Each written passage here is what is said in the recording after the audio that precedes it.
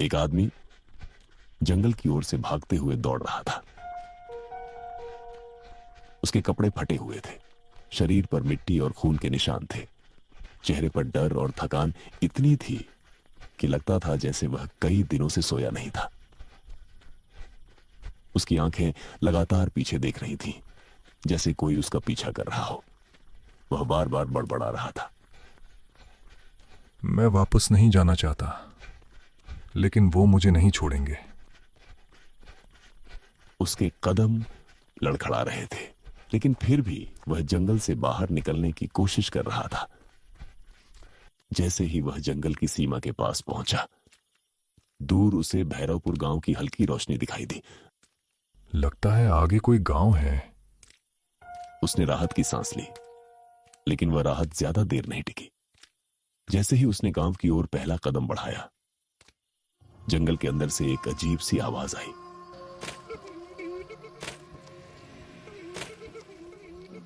जैसे किसी ने लकड़ी पर नाखून मारे हो।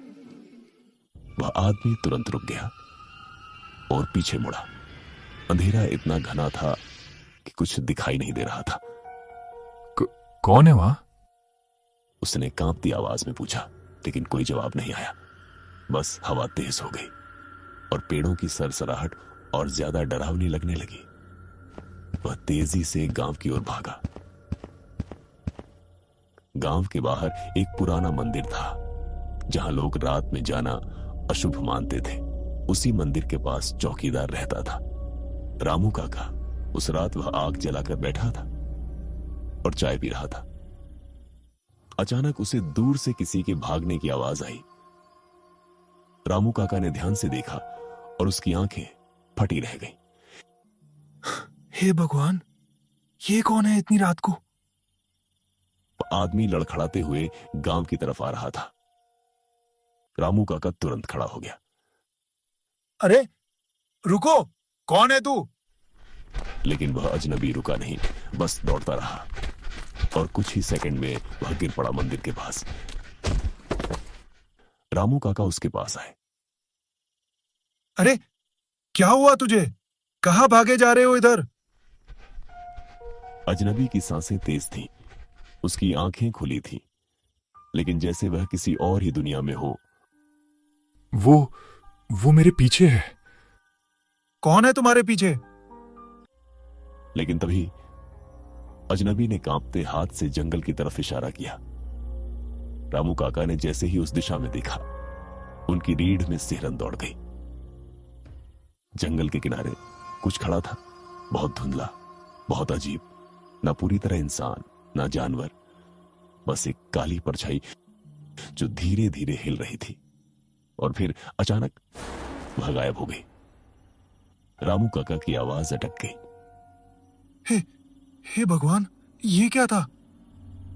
जब उन्होंने वापस अजनबी की तरफ देखा तो वह बेहोश हो चुका था। सुबह होते ही यह खबर पूरे गांव में फैल गई कि कोई अजनबी जंगल से आया है। लोग डर भी रहे थे और उत्सुक भी थे। गांव के मुखिया ठाकुर प्रताप सिंह ने आदेश दिया कि उस अजनबी को पंचायत भवन में रखा जाए। अजनबी पूरे दिन बेहोश रहा और सूरज ढलते ही उस अजनबी को होश आया। वह बुरी तरह कांप रहा था। उसकी आंखें बार बार इधर उधर देख रही थीं। ठाकुर ने पूछा, कौन है तू और इस हालत में जंगल से क्यों आया है? अजनबी ने भारी आवाज में कहा, मैं वहां फंस गया था। कहा, उस जंगल में जहां रातें खत्म नहीं होती। पूरा कमरा शांत हो गया। मैं एक रिसर्च टीम के साथ आया था जंगल के अंदर पुराने खंडहर देखने, लेकिन हम गलत जगह पहुंच गए और फिर एक एक करके सब गायब होने लगे।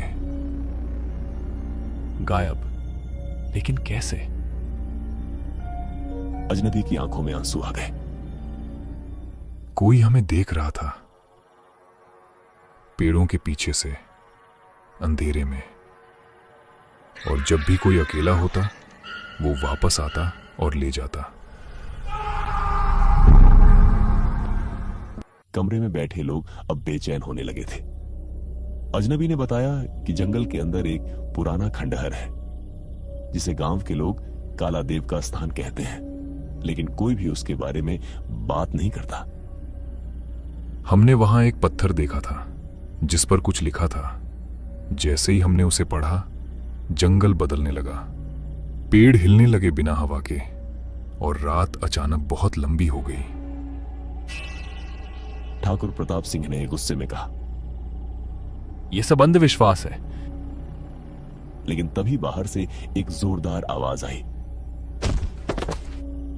जैसे कोई पेड़ गिरा हो।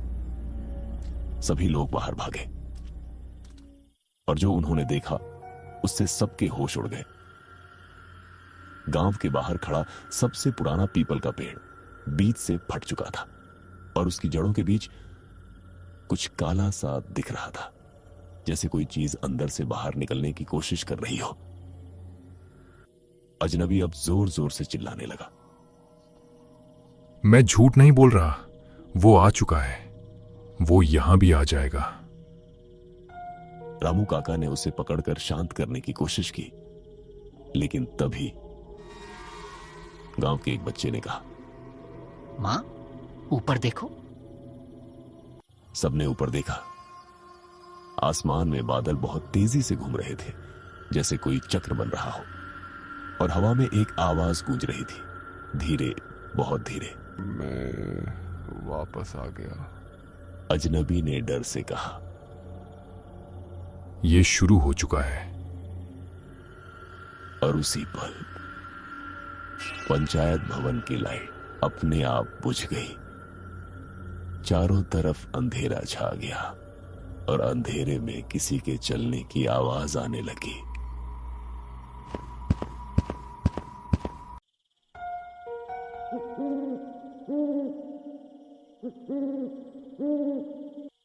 अजनबी अब भी जमीन पर बैठा कांप रहा था। उसकी आंखें किसी अदृश्य चीज को देख रही थीं। रामू काका ने मशाल जलाने की कोशिश की, लेकिन जैसे ही उन्होंने माचिस जलाई, हवा के एक झोंके ने लौ बुझा दी। ये क्या हो रहा है? ठाकुर प्रताप सिंह की आवाज में पहली बार डर साफ झलक रहा था। अजनबी ने कांपते हुए कहा, वो अब गांव के अंदर आ चुका है। और उसी पल पंचायत भवन के बाहर किसी के चलने की आवाज आई। धीरे, बहुत धीरे, जैसे कोई नंगे पैर मिट्टी पर चल रहा हो। रामू काका ने दरवाजे की तरफ देखा। कौन है वहां? कोई जवाब नहीं आया, लेकिन दरवाजे के नीचे से काली मिट्टी जैसी कोई चीज अंदर सरकने लगी। सब लोग पीछे हट गए और तभी दरवाजा अपने आप खुल गया। दरवाजे के बाहर कोई नहीं था, बस घना अंधेरा। लेकिन वही अंधेरा धीरे धीरे अंदर फैलने लगा, जैसे वह किसी जिंदा चीज की तरह सांस ले रहा हो। अजनबी जोर से चिल्लाया, आंख मत मिलाना इससे। लेकिन तब तक बहुत देर हो चुकी थी। रामू काका की नजर उस अंधेरे के बीच कुछ सेकंड के लिए टिक गई और उसी पल उनका चेहरा सफेद पड़ गया। मैं इसे देख रहा हूं, उन्होंने कांपते हुए कहा। तुम किसे देख रहे हो बाहर? वो हमारे बीच खड़ा है। और अचानक वह गिर पड़े, बेहोश।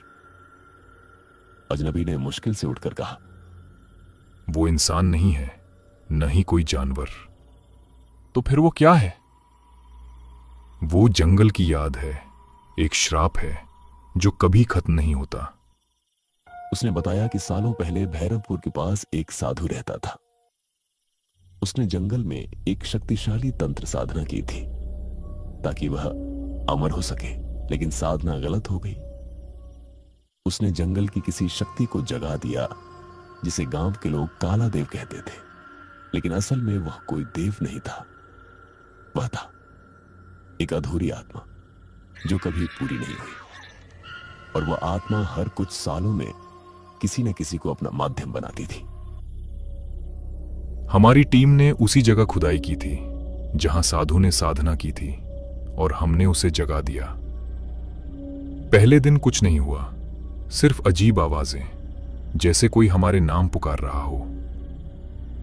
दूसरे दिन हमारे एक साथी को पेड़ों के बीच कुछ दिखाई दिया। वो हंस रहा था, बिना चेहरे के। सब लोग सन्न रह गए। अजनबी ने आगे कहा, तीसरे दिन रात को पूरा जंगल बदल गया था। पेड़ हमारी तरफ बढ़ रहे थे, रास्ते गायब हो गए थे, और फिर पहला आदमी गायब हुआ। लेकिन कैसे? अजनबी की आंखों में डर भर आया। हमने सिर्फ उसकी चीख सुनी थी और फिर सन्नाटा। उसी रात गांव में एक और घटना हुई। गांव के बाहर खेतों में एक किसान गया था, हरिया। वह जब देर रात तक घर नहीं लौटा तो उसकी पत्नी उसे ढूंढने निकली, लेकिन जो उसने देखा उससे वह पागल होते होते बची। खेत के बीचों बीच हरिया खड़ा था, लेकिन वह अकेला नहीं था। उसके चारों तरफ काले धुएं जैसी आकृतियां घूम रही थी, और हरिया धीरे धीरे जमीन में धंस रहा था, जैसे मिट्टी उसे निगल रही हो। उसकी पत्नी चीखी, हरिया। लेकिन जैसे ही वह आगे बढ़ी, हवा में एक जोरदार आवाज गूंजी, वापस जाओ, और वह बेहोश होकर गिर पड़ी। सुबह जब लोग वहां पहुंचे, वहां सिर्फ मिट्टी थी। हरिया गायब था। अब अजनबी पूरी तरह टूट चुका था। उसने कहा, वो अब गांव के लोगों को चुन रहा है, और जब वो किसी को चुन लेता है तो वो व्यक्ति खुद अपना नहीं रहता। तो इसका समाधान क्या है? अजनबी ने धीरे से कहा, जंगल के अंदर वापस जाना होगा और उस पत्थर को बंद करना होगा। रामू काका, जो अब होश में आ चुके थे, बोले, लेकिन वहां कौन जाएगा? रामू काका की बात सुनकर सभी चुप हो गए, और तभी अजनबी ने कहा, मैं जाऊंगा। तू तो पहले ही बुरी हालत में है। अगर मैं नहीं गया तो वो सबको ले लेगा। अगली रात 3 लोग तैयार हुए। अजनबी, रामू काका और ठाकुर प्रताप सिंह का बेटा अर्जुन। गांव के लोगों ने उन्हें रोका, लेकिन अब डर इतना बढ़ चुका था कि कोई और रास्ता नहीं बचा था। जैसे ही वे जंगल की सीमा पर पहुंचे, हवा अचानक ठंडी हो गई। जंगल जैसे उनका इंतजार कर रहा था। अंदर कदम रखते ही सब कुछ बदल गया। रास्ता जो कल तक सीधा था, अब टेढ़ा हो चुका था। पेड़ जैसे झुककर उन्हें देख रहे थे। अर्जुन ने धीरे से कहा, ये जंगल जिंदा है क्या? अजनबी ने जवाब नहीं दिया, बस आगे बढ़ता रहा। कुछ ही दूरी पर पहुंचते ही उन्हें आवाजें सुनाई देने लगीं। वापस आओ, तुम यहीं के हो। ये आवाज मेरे दिमाग में क्यों घुस रही है? मत सुनो, ये तुम्हें अंदर खींच लेगा। लेकिन तभी अर्जुन रुक गया, मुझे कोई बुला रहा है उधर। और वह धीरे धीरे पेड़ों की तरफ बढ़ने लगा। अजनबी ने उसे रोकने की कोशिश की, नहीं, आगे मत जा। लेकिन अर्जुन सीधा उस पेड़ की तरफ बढ़ता गया, और अगले ही पल वह गायब हो गया। बस उसकी चीख जंगल में गूंजती रही। अब सिर्फ 2 लोग बचे थे, अजनबी और रामू काका।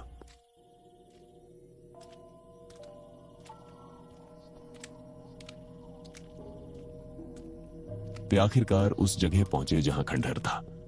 पत्थरों से बना एक पुराना मंदिर जैसा ढांचा, लेकिन टूटा हुआ और काला पड़ा हुआ। उसके बीचों बीच वही पत्थर था, जिस पर लिखा था कुछ अजीब भाषा में। अजनबी ने कांपते हुए कहा, ये वही पत्थर है। जैसे ही वह आगे बढ़ा, हवा रुक गई और जंगल पूरी तरह शांत हो गया, बहुत ज्यादा शांत। ये शांति कुछ अजीब लग रही है। और उसी पल पत्थर से आवाज आई, तुम वापस क्यों आए? अंधेरे में एक आकृति बनने लगी, धीरे धीरे, बहुत धीरे। और अजनबी के चेहरे पर डर की आखिरी सीमा आ गई। और उसी पल जंगल में एक जोरदार चीख गूंजी, लेकिन यह चीख अजनबी की नहीं थी, किसी और की थी जो अब उसका रूप ले चुका था।